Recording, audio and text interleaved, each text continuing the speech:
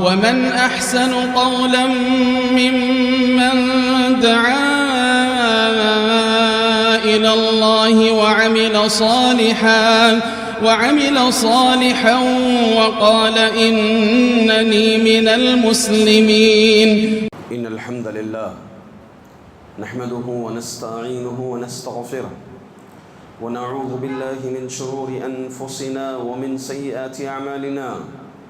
من يهده الله فلا مضل له ومن يضلل فلا هادي له وأشهد أن لا إله إلا الله وحده لا شريك له وأشهد أن محمدًا عبده ورسوله أرسله بالحق بشيرا ونذيرا. يا أيها الذين آمنوا اتقوا الله حق تقاته ولا تموتن إلا وأنتم مسلمون. يا أيها الناس اتقوا ربكم الذي خلقكم من نفس واحدة وخلق منها زوجها وبث منهما رجالا كثيرا ونساء. واتقوا الله الذي تساءلون به والأرحام إن الله كان عليكم رقيبا. يا أيها الذين آمنوا اتقوا الله وقولوا قولا سديدا يصلح لكم أعمالكم ويغفر لكم ذنوبكم ومن يطع الله ورسوله فقد فاز فوزا عظيما. أما بعد فإن خير الحديث كتاب الله وخير الهدي هدي محمد صلى الله عليه وسلم وشر الأمور محدثاتها وكل محدثة بدعة وكل بدعة ضلالة وكل ضلالة في النار. أعوذ بالله من الشيطان الرجيم. بسم الله الرحمن الرحيم. قاف والقرآن المجيد بل عجبوا أن جاءهم منذر منهم فقال الكافرون هذا شيء عجيب. أإذا متنا وكنا ترابا ذلك رجع بعيد قد علمنا ما تنقص الأرض منهم وعندنا كتاب حفيظ.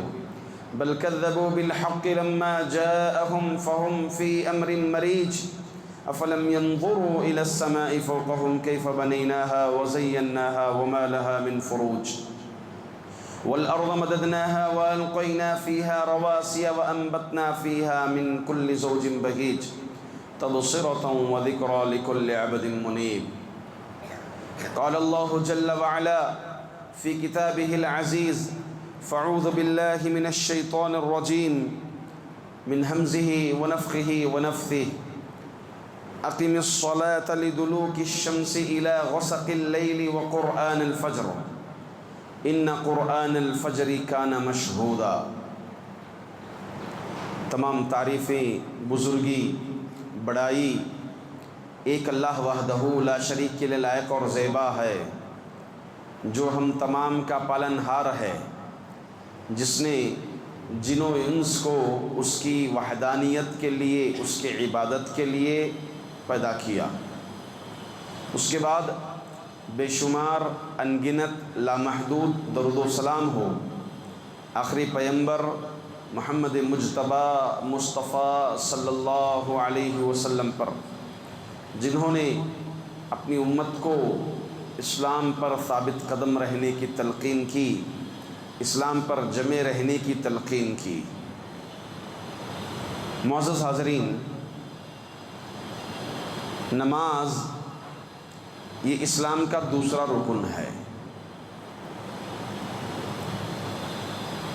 اگر کوئی نماز کی فرضیت کا انکار کرتا ہے تو وہ اسلام سے خارج ہو جاتا ہے. یہ کہے کہ نماز ہم پر فرض نہیں ہے، میں مسلمان ہوں، کلمہ تو قبول کرتا ہوں، مگر نماز میرے اوپر فرض نہیں ہے. اگر کوئی فرضیت کا انکار کرتا ہے، اس کے وجوب کا انکار کرتا ہے، تو وہ اسلام سے خارج ہو جاتا ہے. اور اگر کوئی فرضیت کو مانتا ہے کہ فرض ہے، میری ذمہ داری ہے، اللہ مجھے پیدا کیا ہے اور مجھ پر نماز بھی فرض کیا ہے، اس کے شروط میں سے پہلی شرط یہ ہے کہ وہ مسلمان ہو، دوسری شرط یہ ہے کہ وہ بالغ ہو، تیسری شرط ہے کہ وہ عقل مند ہو. تو ایسے 3 شرطیں اگر جمع ہو جاتی ہیں تو ایسے فرد پر نماز واجب ہو جاتی ہے. مسلمان، بالغ، اور عقل مند، یہ تینوں شرطوں کے ساتھ نماز فرض ہو جاتی ہے۔ اگر کوئی فرضیت کا اقرار کرتا ہے مگر نماز نہیں پڑھتا ہے سستی کی وجہ سے، یا پھر جو ہے دوسری مصروفیت کو سامنے رکھ کر کے، یا پھر اس کی اہمیت کو اہمیت نہ دیتے ہوئے اگر کوئی نماز کو ترک کر دیتا ہے، تو اس سلسلے میں علماء کے دو اقوال ہیں۔ بعض علماء کرام جیسے خصوصاً حنابلہ یعنی امام احمد بن حنبل کے متبعین، وہ دیگر علماء کرام باقاعدہ طور پر دلیل کے ساتھ یہ کہتے ہیں کہ اگر کوئی نماز سستی کی وجہ سے چھوڑا، کاہلی کی وجہ سے بھی چھوڑا، یا پھر اس کی اہمیت کو نہ جانتے ہوئے نماز چھوڑ دیا، مسلمان ہے، عقل مند ہے، بالغ ہے، تو کہتے ہیں کہ وہ اسلام سے خارج ہو گیا۔ اب اس کو اسلام میں آنے کے لیے پھر دوبارہ توبہ کرنا پڑے گا، رجوع کرنا پڑے گا، کلمہ پڑھ کر کے آنا پڑے گا۔ اس دلیل کی بنیاد پر، جس کے ظاہری الفاظ اللہ کے رسول صلی اللہ علیہ وسلم نے فرمایا ان بین الرجل و بین الشرک والکفر ترک الصلاۃ، آدمی اور اس کے شرک و کفر کے درمیان نماز کا چھوڑنا ہے۔ جو نماز پڑھا مسلمان، جو نماز نہیں پڑھا وہ کافر، جو نماز پڑھا وہ مسلمان، جو نماز نہیں پڑھا وہ مشرک۔ اللہ اکبر۔ جبکہ دیگر علماء اکرام کہتے ہیں کہ نہیں، اگر فرضیت کا اقرار کرتا ہے مگر سستی کاہلی کی وجہ سے نماز نہیں پڑھتا ہے تو اسلام سے تو خارج نہیں ہوئے گا، البتہ وہ توبہ کرے گا۔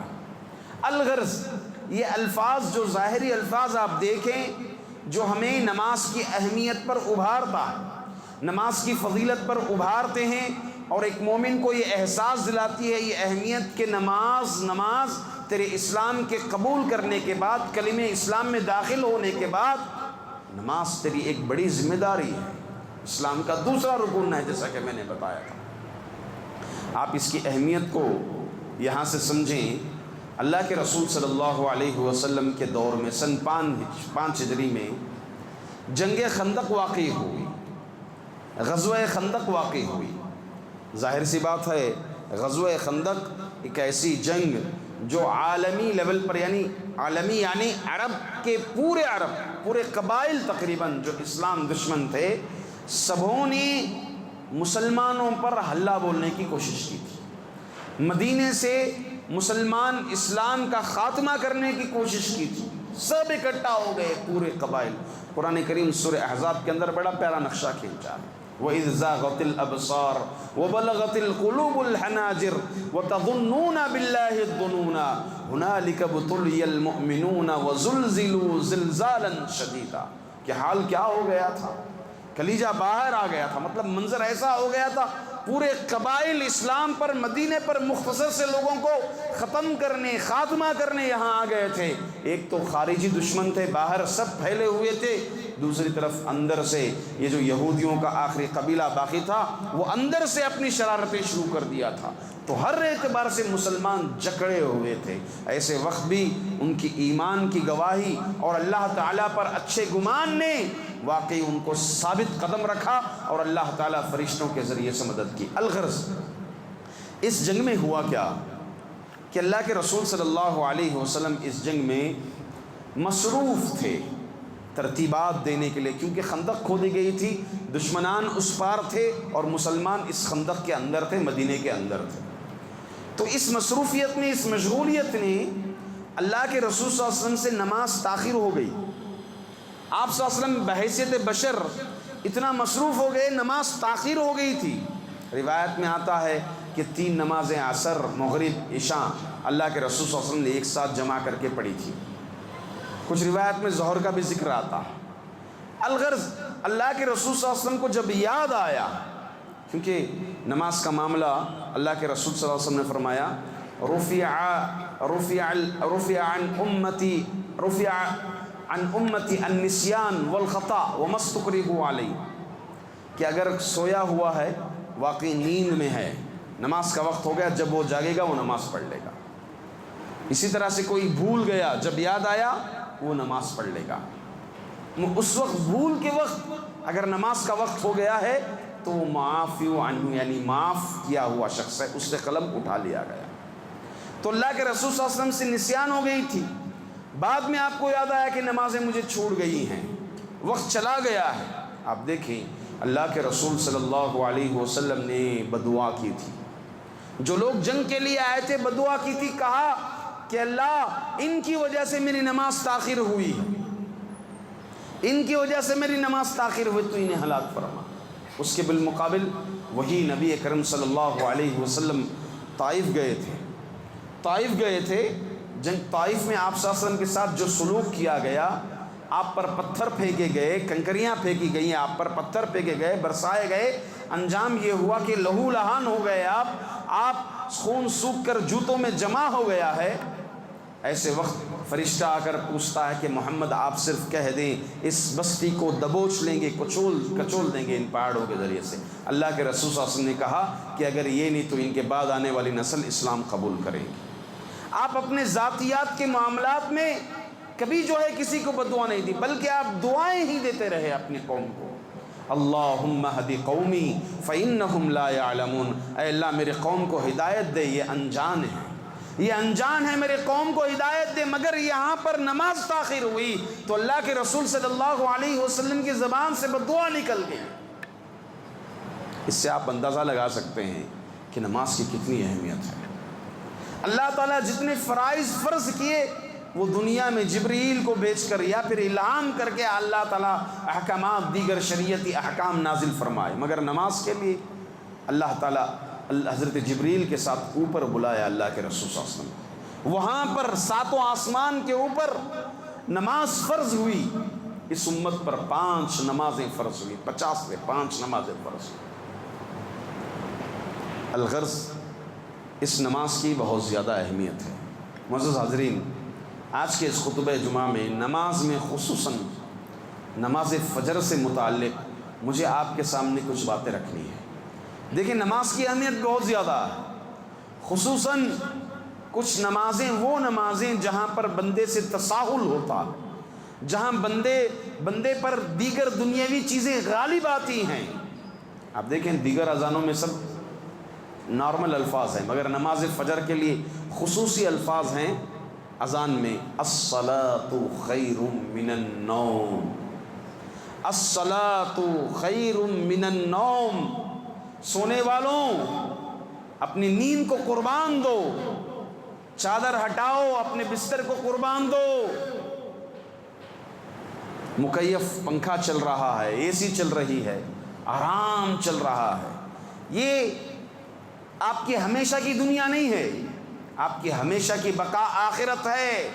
اپنی نیند کو قربان دو، اپنے نرم بستر کو قربان دو، اٹھو، الصلاۃ خیر من النوم۔ ایک طرف نیند ہے، ظاہری طور پر ایسے لگ رہا ہے کہ اس کا مزہ آ رہا ہے آپ کو، مگر حقیقت میں کل یہ نیند کام نہیں آئے گی بلکہ یہ نماز تمہیں کام آئے گی۔ الصلاۃ خیر من النوم، نماز فجر، نماز فجر اگر کوئی اسے پڑھ لے، دیکھیں شریعت کتنی پیاری ہے، ہمارا دین کتنا پیارا ہے۔ ایک تو نماز فرض کیا ہے اللہ تعالیٰ، پھر اس کے فائدے کیا شریعت کو ملیں گے؟ کس کو اس کا فائدہ ملے گا؟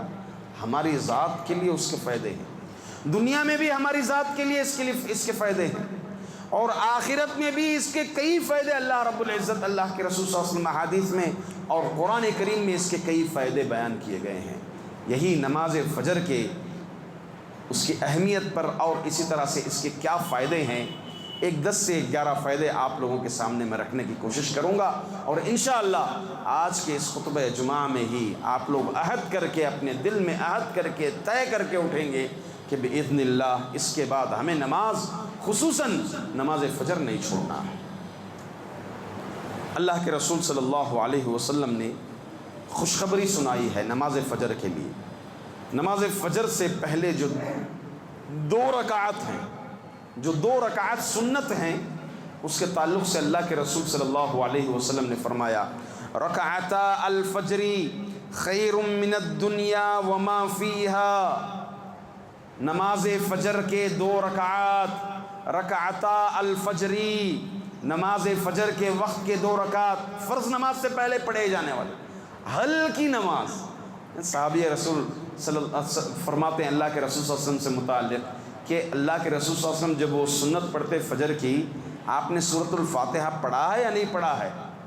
اس انداز سے پڑھتے تھے، مطلب پڑھتے تھے سورۃ الفاتحہ مختصر نماز. پہلی رکعت میں سورۃ الکافرون اور دوسری رکعت میں سورۃ الاخلاص. یہ 2 رکعت نماز خیر من الدنیا وما فیہا، دنیا اور اس میں جتنی چیزیں ہیں، یہ عمارتیں، یہ بڑی بڑی عمارتیں، یہ سمندر، یہ اونچی اونچی تعمیرات، یہ دنیا کی لذتیں، یہ پوری دنیا کا خزانہ ایک طرف. اللہ کے رسول صلی اللہ علیہ وسلم نے فرمایا خیر من الدنیا، یہ دنیا اور اس کے خزانوں سے اس سے بہتر ہے یہ 2 رکعت. اللہ اکبر. اور حقیقت میں ایمان کے ساتھ، اطمینان کے ساتھ، خشوع کے ساتھ جو ان 2 رکعتوں کو پڑھے گا، اس کی شرح میں محدثین فرماتے ہیں کہ اللہ تعالیٰ پوری دنیا کی خوشیاں انہیں نصیب فرما دے گا. دنیا کی خوشیاں اس کو نصیب فرما دے گا. مطلب اس کے لیے دنیا کی چیزیں کوئی معنی نہیں. اللہ جو نصیب میں دیا بس اس سے راضی ہو کر، اس سے خوش ہو کر چلتے رہتا ہے. اس کے بالمقابل حریص آدمی ہے، حرصمند آدمی ہے جو اس کا اہتمام نہیں کرتا ہے، اس کے پاس کافی مال ہے، کافی دولت ہے، باوجود اس کے حرص ختم نہیں ہوتی. جو اس کا نقشہ حدیث میں دوسرے مقام پر یہ کھینچا گیا کہ اگر انسان کو احد پہاڑ کے برابر یا ایک پہاڑ کے برابر سونا بھی دے دیا جائے اور اسے کہا جائے صدقہ کرنے کے لیے، تو وہ ایک اور پہاڑ کی خواہش کرے گا. یہ دنیا غنى النفس بولتے ہیں، نفس کی بے نیازی. دل کا مالدار، ایک ہوتا پیسوں کا مالدار اور ایک ہوتا ہے دل کا مالدار. اللہ کے لیے دل کا مالدار بنیے، پیسوں کا مالدار مت بنو. دل کا مالدار، پیسوں کا مالدار بول رہا ہوں میں، اگر خزانہ بھی اس کے پاس پہاڑ کا خزانہ بھی جمع ہو جائے پھر وہ دوسرے پہاڑ کی کوشش میں لگا رہے گا، دوسرے چیز کے حرص میں لگا رہے گا. جو دل کا مالدار ہے، دل کی بے نیازی یہ اللہ تعالیٰ عطا فرماتا ہے. جس کو دل کی بے نیازی مل گئی، غنى النفس جس کو مل گیا، اس کو کوئی عمارتیں، کوئی خزانہ بھی کچھ معنی ہی نہیں رکھتی اس کے لیے. شریعت اس کا مقصد، اس کا ٹارگٹ آخرت کو سامنے رکھ کر کے وہ چلتا رہتا ہے. تو اس کا ایک فائدہ یہ ہو گیا کہ 2 رکعات فجر کی نماز، خصوصاً نماز فجر سے پہلے جو 2 رکعات ہیں اس کے متعلق اللہ کے رسول صلی اللہ علیہ وسلم نے فرمایا. اسی طرح سے ایک دوسرے مقام پر اس کی اہمیت بیان کرتے ہوئے، بلکہ یہ تمام نمازوں کے لیے بھی آتا ہے. عائشہ رضی اللہ، عقبہ رضی اللہ عنہ راوی ہیں اس کے، اللہ کے رسول صلی اللہ علیہ وسلم نے فرمایا من خرج من بیتہ الی المسجد کتب له كل خطوة يحطها 10 حسنات والقاعد في المسجد ينتظر الصلاة كالقانت ويكتب من المصلين حتى يرجع إلى بيته. آپ صلی اللہ علیہ وسلم نے فرمایا جو کوئی اپنے گھر سے نکلتا ہے مسجد کی طرف، اس کے ہر قدم پر اللہ تعالیٰ 10 نیکیاں لکھتے ہیں. اس کے ہر قدم، ہر خطوہ پر، ہر قدم پر اللہ تعالیٰ 10 نیکیاں لکھتے ہیں. پھر آپ صلی اللہ علیہ وسلم نے فرمایا والقاعد فی المسجد، مسجد میں بیٹھنے والا. ہم لوگ دیکھ کے آتے ہیں کہ نماز وہاں پر تو 1:15 بجے جماعت ہے. ابھی میں 1 بجے جا کے کروں کیا؟ اس لیے تھوڑی دیر یہیں رکتا ہوں، دوستوں کے ساتھ بات کرتا ہوں، ادھر ادھر گھومتا ہوں. نماز تو 1:15 بجے ہے، جماعت 1:15 بجے ہے. میں آؤں گا، وضو کروں گا، 3 رکعت میں 4 رکعت میں مل جاؤں گا. دیکھیں نماز کے لیے انتظار کرنے والا، مسجد میں بیٹھنے والا، نماز ہو گئی مسجد میں بیٹھا ہوا ہے، ذکر کرتے ہوئے بیٹھا ہوا ہے، ایسے یا ایسے ہی بیٹھا ہوا، اس کے لیے بھی فضیلت ہے. یہ اللہ کے گھر کی خوبی ہے، یہ اللہ کے گھر کی خوبی ہے. سب سے بہترین مقام دنیا میں اللہ کا گھر ہے اور سب سے بری جگہ بازار ہے. مگر ایک مومن بازار میں رہنا زیادہ پسند کرتا ہے بجائے وہ اللہ کے گھر میں بیٹھے بازار میں رہنے کو پسند کرتا ہے. ابغض المکان الی اللہ اسواقها واحب المکان الی اللہ مساجدها. اللہ کے نزدیک سب سے محبوب جگہ اللہ کی مسجدیں ہیں، اللہ کے گھر ہیں، اور سب سے مبغوض یعنی بیکار فضول جگہ بازار ہیں، کیونکہ وہیں پر اللہ دین کو بھولتا ہے. آدمی بازار میں پیسے دیکھتا ہے، نوٹیں دیکھتا ہے، دین کو بھول جاتا ہے، شریعت کو بھول جاتا ہے، اپنے اوپر جو پابندیاں ہیں ان پابندیوں کو بھول جاتا ہے آدمی. اسی لیے قرآن کریم نے کہا کہ جب تم تجارت میں بھی لگے ہو اللہ کا ذکر کرتے رہو، شکر اس کا، اللہ کو یاد رکھو، ذکر کرتے رہو اللہ تعالیٰ کا۔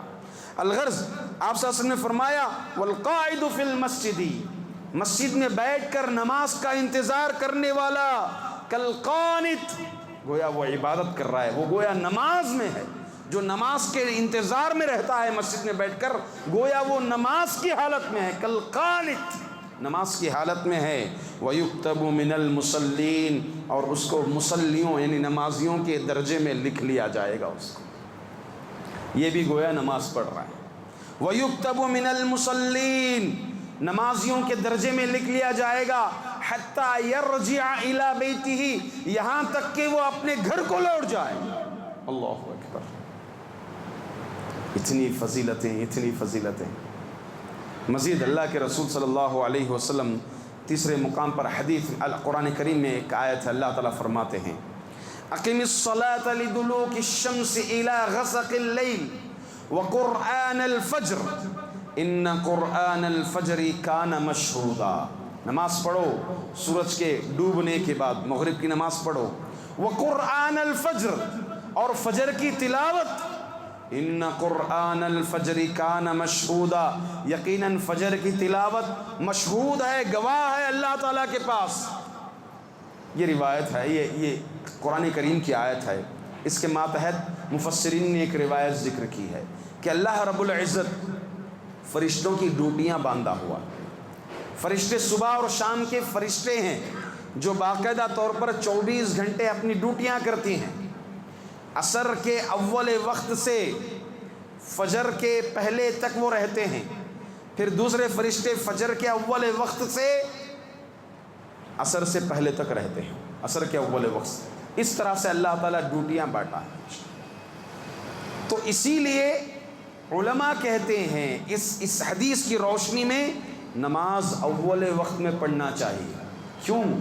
کیونکہ ان قرآن الفجر کان مشہودا، مومن مسلمان جب نماز فجر پڑھتے ہیں اول وقت میں جب نماز فجر پڑھتے ہیں تو فرشتے نماز میں حاضر رہتے ہیں۔ ان قرآن الفجر کان مشہودا، فرشتے حاضر رہتے ہیں، تو اللہ تعالیٰ کے پاس گواہی دیتے ہیں، اللہ تعالیٰ پوچھتا ہے، حالانکہ اللہ تعالیٰ جانتا۔ فرشتے جب اپنی ڈیوٹی ختم کر کے جاتے ہیں اللہ تعالیٰ پوچھتے ہیں، حالانکہ اللہ تعالیٰ جانتے ہیں کہ میرے بندے کو تم نے کیسے پایا، ابھی تم نے ڈیوٹی کر کے آئے، میرے بندے کو تم نے کیسے پایا، حالانکہ اللہ جانتا ہے۔ ابھار رہا ہے، ادھر شریعت جو ہے ابھار رہی ہے نماز کے لیے۔ تو فرشتے جواب دیتے ہیں کہ میں نے فلاں فلاں بندے کو دیکھا فجر کی نماز میں تھے، میں نے فلاں فلاں بندے کو دیکھا عصر کی نماز میں تھے۔ اللہ اکبر، ان قرآن الفجر کان مشہودا۔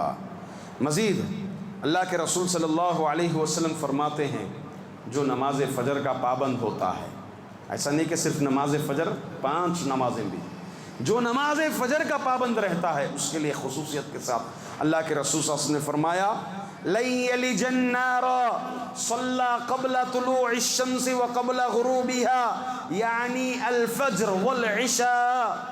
اللہ کے رسول صلی اللہ علیہ وسلم نے فرمایا لن یلج النار، لن یہ صیغہ لن عربی زبان میں آتا ہے ہرگز کے معنی، ہرگز نہیں، نفی تاکید، ہرگز نہیں، لن یلج النار، اللہ تعالیٰ ہرگز جہنم میں داخل نہیں کرے گا۔ کس کو؟ من صلی، جو نماز پڑھا قبل طلوع الشمس، سورج کے طلوع ہونے سے پہلے، وقبل غروبها، اور سورج کے غروب ہونے سے پہلے کیا نماز پڑھا؟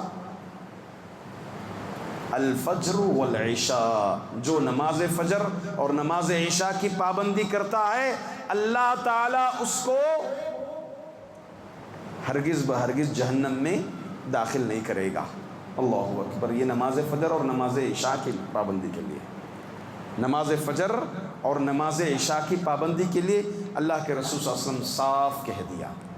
مزید فائدہ یہ بھی ہے، اللہ کے رسول صلی اللہ علیہ وسلم نے فرمایا ایک تو یہاں جہنم سے چھٹکارا مل گیا، اب کیا کرے گا بھئی؟ جہنم سے چھٹکارا مل گیا، جنت میں داخل کرے گا اللہ تعالیٰ۔ دوسری حدیث میں اللہ کے رسول صلی اللہ علیہ وسلم نے فرمایا من صلی البردتین دخل الجنہ، جو کوئی ٹھنڈے وقت کی 2 نمازیں پڑھا۔ ٹھنڈے وقت کی نمازیں کون سی ہوتی ہیں؟ فجر۔ ٹھنڈے وقت کی نماز اور کون سی ہوتی ہے؟ عشاء۔ آپ صلی اللہ علیہ وسلم نے فرمایا من صلی البردتین، جو دونوں نمازوں کا، ٹھنڈے وقت کی نمازوں کا اہتمام کر لیا، دخل الجنہ، وہ جنت میں داخل ہو جائے گا، اس کو جنت میں اللہ تعالیٰ داخل فرما دیں گے اللہ تعالیٰ۔ یعنی ایک تو جنت میں دخول، اور مزید ایک فائدہ یہ بھی ہے کہ جو کوئی نماز فجر کا اہتمام کرے گا، آدھی رات قیام کرنے کا ثواب اس کو ملے گا۔ اسی طرح سے جو عشاء کی نماز کا اہتمام کیا، مزید آدھی رات کا قیام کا ثواب ملے گا۔ جو کوئی ان دو نمازوں کا اہتمام کر لیا، نماز عشاء اور نماز فجر، گویا پوری رات قیام کرنے کا ثواب اس کو ملے گا۔ اللہ کے رسول صلی اللہ علیہ وسلم نے فرمایا، عبد الرحمن بن ابی عمرہ رضی اللہ عنہ راوی ہیں، دخل عثمان بن عفان المسجد بعد صلاة المغرب، حضرت عثمان بن عفان رضی اللہ عنہ مغرب کی نماز کے بعد مسجد میں داخل ہوئے۔ نماز تو ہو گئی، مغرب پڑھ لیے سب، پھر مغرب کی نماز کے بعد آپ مسجد میں داخل ہوئے۔ کون؟ حضرت عثمان بن عفان۔ عبد الرحمن فرماتے ہیں فقعد وحدہ، اکیلے بیٹھ گئے۔ فقعدت الیہ، میں بھی گیا ادھر بیٹھ گیا، صحابی ہیں کچھ سیکھنے کو ملے گا۔ فقعدت الیہ، میں ہی ان کی طرف جا کر بیٹھ گیا۔ ظاہر سی بات ہے دیکھیں گے کوئی نہ کوئی دین کی بات کہیں گے ہی۔ فقعدت الیہ فقال یا ابن اخی، میرے بھائی کے بیٹے، یہ عرب کا انداز ہے، میرے چچیرے بھائی جب مخاطب کرتے ہیں تو اس الفاظ سے، یا ابن اخی، میرے بھتیجے، سمعت رسول اللہ صلی اللہ علیہ وسلم، میں نے اللہ کے رسول صلی اللہ علیہ وسلم کو کہتے ہوئے سنا، من صلی العشاء فی جماعت فکأنما قام نصف اللیل ومن صلی الصبح فی جماعت فکأنما صلی اللیل کلہ۔ فرماتے ہیں کہ اللہ کے رسول صلی اللہ علیہ وسلم نے فرمایا، میں نے سنا کہ جو کوئی نماز عشاء جماعت کے ساتھ پڑھا، گویا اس نے آدھی رات قیام کیا، اور جو نماز فجر جماعت کے ساتھ پڑھا، گویا اس نے پوری رات قیام کیا۔ اللہ اکبر۔ ایک تو نماز بھی اور پوری رات قیام کا ثواب بھی لکھا جا رہا ہے۔ کتنی فضیلت والے ہیں، کتنی فضیلت والے ہیں، اور فائدے ہیں، اور فائدے ہیں۔ فرشتے دعا دیتے ہیں، فجر کی نماز کی پابندی کرنے والوں کے لیے فرشتوں کی دعائیں نصیب ہوتی ہیں۔ اللہ کے رسول صلی اللہ علیہ وسلم نے فرمایا، من صلی الفجر ثم جلس فی مصلاہ صلت علیہ الملائکہ وصلاتہم علیہ اللہم اغفر لہ اللہم ارحمہ۔ جو کوئی نماز فجر پڑھتا ہے پھر اپنے مصلی پر بیٹھ جاتا ہے، نماز پڑھنے کے بعد ذکر کرتے ہوئے بیٹھ جاتا ہے، نماز فجر کے بعد جو ذکر ہیں، سبحان اللہ، الحمدللہ، اذکار جو آپ کے سامنے لکھے ہوئے ہیں، ذکر کرتے ہوئے بیٹھ گیا۔ جب تک وہ بیٹھے رہے گا اس پر فرشتے دعائیں بھیجتے ہیں، اور فرشتوں کی دعا کیا ہے؟ اللہم اغفر لہ، اے اللہ اس کی مغفرت فرما دے۔ سب سے بہترین دعا استغفار، استغفار، اے اللہ اس کی مغفرت فرما دے۔ یہ بیٹھا ذکر کر رہا ہے، نیند کی قربانی دیا، کمرے کی قربانی، بستر کی قربانی، ان تمام قربانیوں کو چھوڑ کر تیرے گھر داخل ہو گیا اور نماز کا اہتمام کر کے تیرے ذکر میں لگا ہوا ہے۔ اللہم اغفر لہ، اللہ اس کو بخشش کر دے، اس کے گناہ معاف کر دے اللہ۔ اللہم رحمہ، اے اللہ اس پر رحم فرما دے۔ اللہ کی رحمت، اللہ کی مغفرت، خوش نصیب ہے، خوش نصیب ہے وہ آدمی، کل قیامت کے دن ہر طرح کی پریشانی سے محفوظ۔ اللہ کا رحم، رحمت خاص اللہ تعالیٰ کی اگر جس کو مل جائے، بڑا خوش نصیب ہے، اللہ کے چنندہ بندوں میں اس کا شمار ہو جاتا ہے، اللہ تعالیٰ کے منتخب بندوں میں اس کا شمار ہو جاتا ہے۔ مزید ہمیں سے اکثر لوگ یہاں جتنے بھی ہیں تقریباً امسال حج نہیں کر رہے ہیں، کئی لوگ حج بھی کیے ہوں گے، عمرہ بھی کیے ہوں گے، اور کئیوں کی خواہش ہوگی حج اور عمرہ کرنے کی، کئیوں کی نہیں بلکہ ہر مسلمان چاہتا ہے کہ کعبۃ اللہ کا دیدار ہو، اس کے اطراف و اکناف طواف کر سکیں اور ادھر صفا و مروہ کی سعی کر سکیں، اور اس طرح سے اللہ تعالیٰ کے راستے میں نکل کر حج و عمرہ کر سکیں۔ کون نہیں چاہتا، کوششیں کرتا ہے، مگر اللہ رب العزت جنہیں نعمت دولت عطا کرتا ہے، مال عطا کرتا ہے، اس کا صحیح مصرف کچھ لوگ کرتے ہیں، اور کچھ لوگوں کو اللہ تعالیٰ آزماتا ہے مال دیے بغیر، مگر ان کے لیے بھی اللہ تعالیٰ حج اور عمرہ رکھا ہے، ان کے لیے بھی اللہ تعالیٰ حج اور عمرہ رکھا ہے۔ کون سا حج، کون سا عمرہ کہ فلاں درگاہ چلے جائیں تو حج کا ثواب مل جائے گا؟ نعوذ باللہ۔ فلاں درگاہ چلے جائیں گے تو عمرے کو جانے کی ضرورت نہیں ہے، نعوذ باللہ، نعوذ باللہ۔ وہ نہیں، حدیث کہتی ہے ہمیں اتھینٹک بات کرنا، حدیث جو کہتی ہے وہ حج تو نہیں ہوگا، اس کا عمرہ تو نہیں ہوگا، البتہ اللہ تعالیٰ وہ اجر ان میں عطا فرمائے گا، وہ ثواب اللہ تعالیٰ انہیں عطا فرمائے گا۔ کب؟ جب صبح سوتے رہیں گے؟ نہیں، اللہ کے رسول صلی اللہ علیہ وسلم فرماتے ہیں، انس رضی اللہ عنہ راوی ہیں، من صلی الغداۃ فی جماعت ثم قعد یذکر اللہ حتی تطلع الشمس ثم صلی رکعتین کانت له کأجر حجۃ وعمرۃ تامۃ اللہ اکبر۔ فرماتے ہیں اللہ کے رسول صلی اللہ علیہ وسلم، جو کوئی نماز فجر پڑھا جماعت کے ساتھ، جماعت کے ساتھ، جو کوئی نماز فجر پڑھا جماعت کے ساتھ، ثم قعد یذکر اللہ، اللہ کا ذکر کرتے ہوئے بیٹھ گیا، قرآن مجید کی تلاوت، صبح کے اذکار، لا الہ الا اللہ وحدہ لا شریک لہ، اذکار پڑھتے ہوئے بیٹھ گیا، حتی تطلع الشمس، یہاں تک کہ سورج طلوع ہو گیا،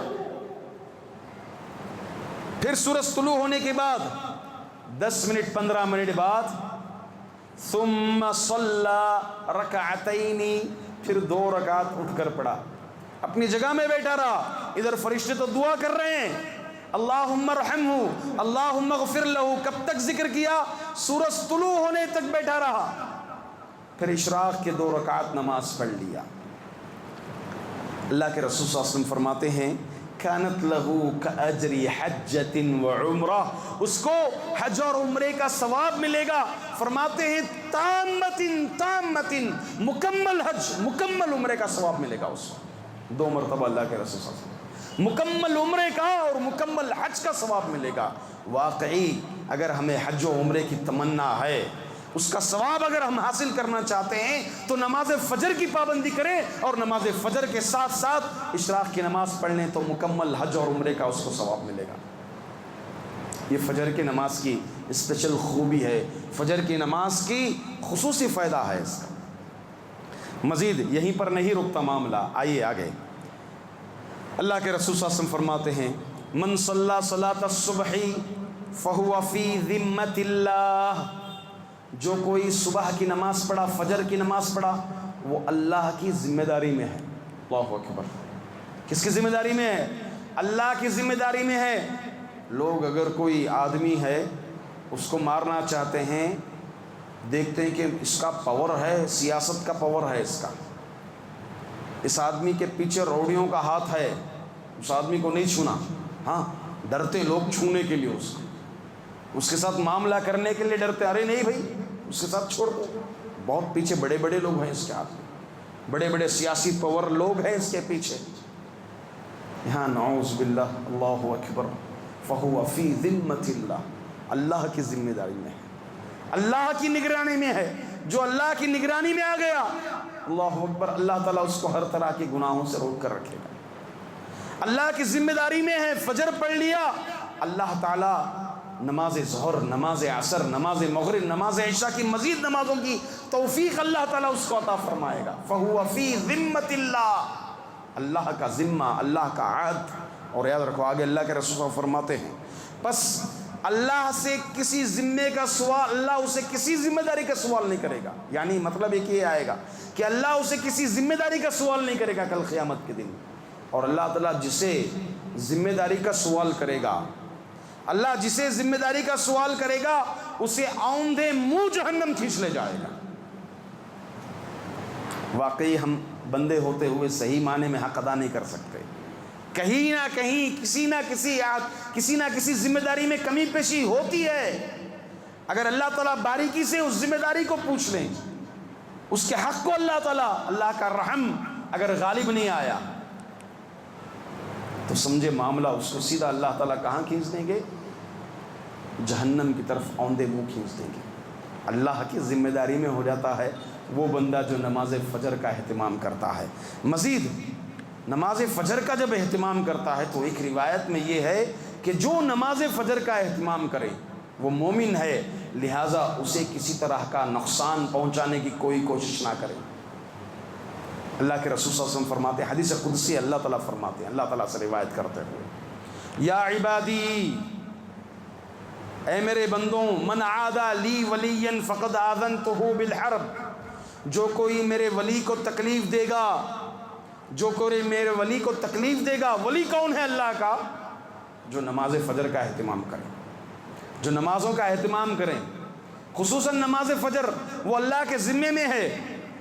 فقد آذنتہ بالحرب، میں اس کے ساتھ جنگ کا اعلان کرتا ہوں. وہ اللہ تعالیٰ کی ذمہ داری میں آ جاتا ہے. اور تو اور کل قیامت کے دن اس کے مرحلے جیسے ہم حدیثوں میں سنتے ہیں، قبروں سے اٹھے جائیں گے، قبروں سے اٹھائے جانے کے بعد اللہ کے دربار میں کھڑے ہونا پڑے گا. سورج 1 میل قریب ہو جائے گا، پسینے میں ڈوبے ہوں گے. وہاں پر مرحلہ سفارش کا آئے گا. اللہ کے رسول صلی اللہ علیہ وسلم کی سفارش کس کو نصیب ہوگی، کس کو نصیب نہیں ہوگی؟ ظاہر سی بات ہے توحید پرست کے لیے ہی نصیب ہوگی، عمل کرنے والے کے لیے ہی نصیب ہوگی. پھر مزید مرحلہ آئے گا حوض کوثر کا، وہاں کس کو نصیب ہوگا، کس کو نصیب نہیں ہوگا. پھر مزید مرحلہ آئے گا میزان کا، نام اعمال تولے جائیں گے. ان سب مرحلوں سے پار کرتے فائنل ڈیسٹینیشن آئے گا. فائنل ڈیسٹینیشن، آخری مرحلہ جنت اور جہنم کا فیصلہ کرے گا. وہاں آپ کا عمل فیصلہ کرے گا، آپ کا کردار فیصلہ کرے گا، آپ کا ایمان فیصلہ کرے گا. وہ مرحلہ ہے پل صراط کا. بال سے باریک تلوار سے تیز، بال سے باریک تلوار سے تیز اس پل کو پار کرنا پڑے گا.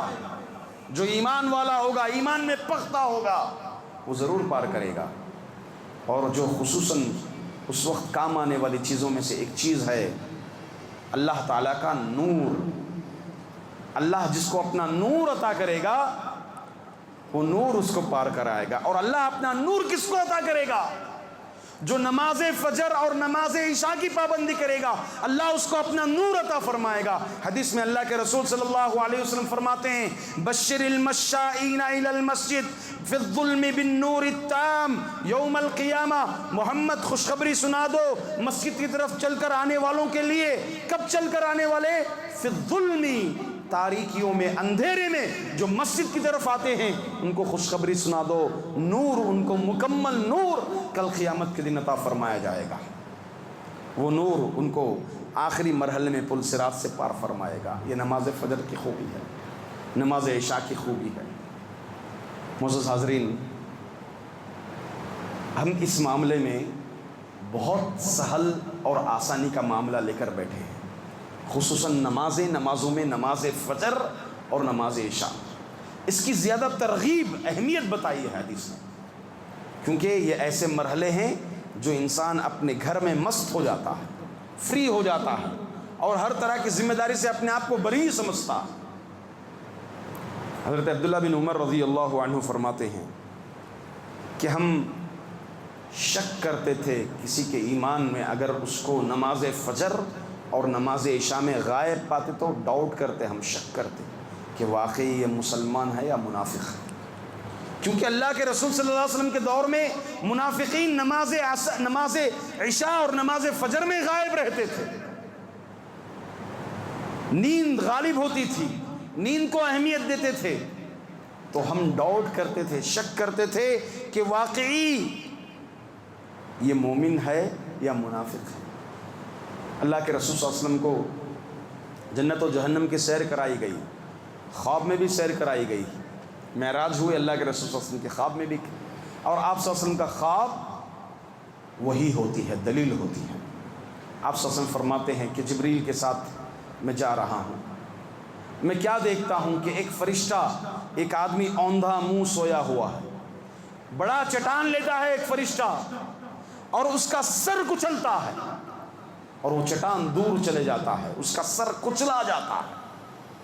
پھر وہ چٹان لینے کے لیے فرشتہ جاتا ہے، پھر اس کا سر درست ہو جاتا ہے، پھر اس کو اسی طرح پھر چٹان سے مارتا ہے، پھر کچلا جاتا ہے۔ اس طرح عذاب اس کو ہوتے رہتا ہے۔ اللہ کے رسول صلی اللہ علیہ وسلم نے پوچھا کہ جبریل کون لوگ ہیں یہ، کون بد نصیب ہے؟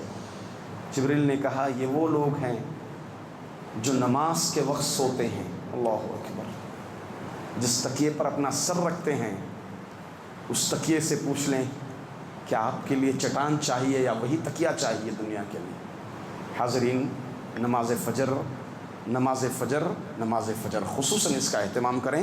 اللہ کے رسول صلی اللہ علیہ وسلم نے فرمایا لو یعلم الناس ما فی صلاۃ العشاء و صلاۃ الفجر لاتوہما ولو حبوا، اگر لوگ نماز فجر اور نماز عشاء کی اہمیت جان لے تو وہ آئیں گے، گرچہ اپنے سرین کے بل ہی صحیح وہ آئیں گے، اس کی اہمیت اگر جان لیں، سرین کے بل گھستے ہوئے آئیں گے اگر نماز عشاء اور نماز فجر کی اہمیت جان لیں گے۔ تو اس میں ترغیب اور اہمیت دلائی گئی ہے، اس لیے نمازوں کی پابندی کریں اور خصوصاً نماز فجر اور نماز عشاء کی پابندی کریں۔ اللہ تعالی ہم پر فرض کیا ہے، ذمہ داری دی ہے۔ ہم کتنی شکایتیں کرتے ہیں، کتنے مسائل ہمارے ساتھ ہیں، مسائل ہر ایک کے ساتھ ہیں، ہر ایک کے ساتھ مسائل ہیں، بس ان مسائل کو نمٹنے کا سب سے بہترین طریقہ نماز ہے۔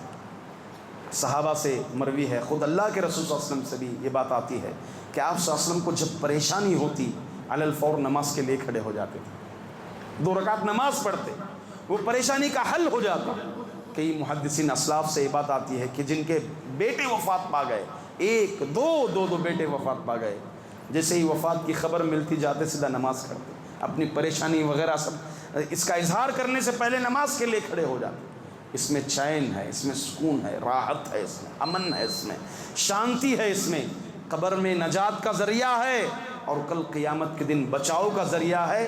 یہ نماز ہی زیادہ کام آئے گی ہمارے لیے۔ اللہ تعالیٰ سے دعا ہے کہ اللہ رب العزت ہم تمام مسلمانوں کو 5 وقتہ نمازوں کی پابندی کرنے کی توفیق عطا فرمائیں اور خصوصاً نماز فجر اور نماز عشاء کی پابندی کرنے کی توفیق عطا فرمائیں۔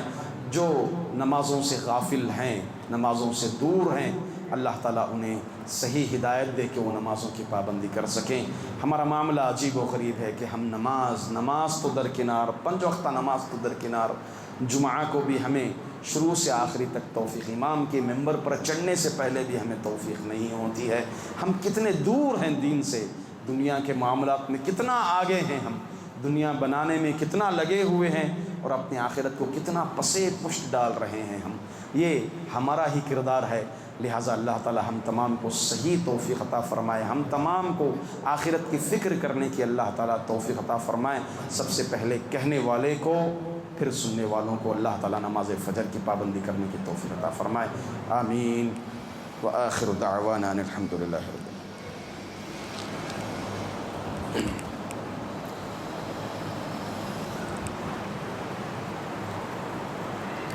إن الحمد لله نحمده ونستعينه ونستغفره ونعوذ بالله من شرور أنفسنا ومن سيئات أعمالنا من يهده الله فلا مضل له ومن يضلل فلا هادي له وأشهد أن لا إله إلا الله وحده لا شريك له وأشهد أن محمدا عبده ورسوله أرسله بالحق بشيرا ونذيرا أما بعد فأعوذ بالله من الشيطان الرجيم إن الله وملائكته يصلون على النبي يا أيها الذين آمنوا صلوا عليه وسلموا تسليما اللهم صل على محمد وعلى آل محمد كما صليت على إبراهيم وعلى آل إبراهيم إنك حميد مجيد اللهم بارك على محمد وعلى آل محمد كما باركت على إبراهيم وعلى آل إبراهيم إنك حميد مجيد. ربنا آتنا في الدنيا حسنة وفي الآخرة حسنة وقنا عذاب النار. ربنا ظلمنا أنفسنا وإن لم تغفر لنا وترحمنا لنكونن من الخاسرين. ربنا لا تؤاخذنا إن نسينا أو أخطأنا. ربنا ولا تحمل علينا إصرا كما حملته على الذين من قبلنا. ربنا ولا تحملنا ما لا طاقة لنا به واعف عنا واغفر لنا وارحمنا أنت مولانا فانصرنا على القوم الكافرين. اللهم أعز الإسلام والمسلمين. اللهم أذل الشرك والمشركين. اللهم دمر أعداءك أعداء الدين. اللهم دمر ديارهم. اللهم شتت شملهم. اللهم فرق جمعهم. اللهم قتل شبانهم. اللهم يتم أطفالهم. اللهم مزقهم كل ممزق يا رب العالمين. اللهم اغفر للمؤمنين والمؤمنات والمسلمين والمسلمات. اللهم ألف بين قلوبهم. اللهم أصلح ذات بينهم وانصرهم على عدوك وعدوهم. اللهم إنا نجعلك في نحورهم ونعوذ بك من شرورهم. اللهم إنا نجعلك في نحورهم ونعوذ بك من شرورهم.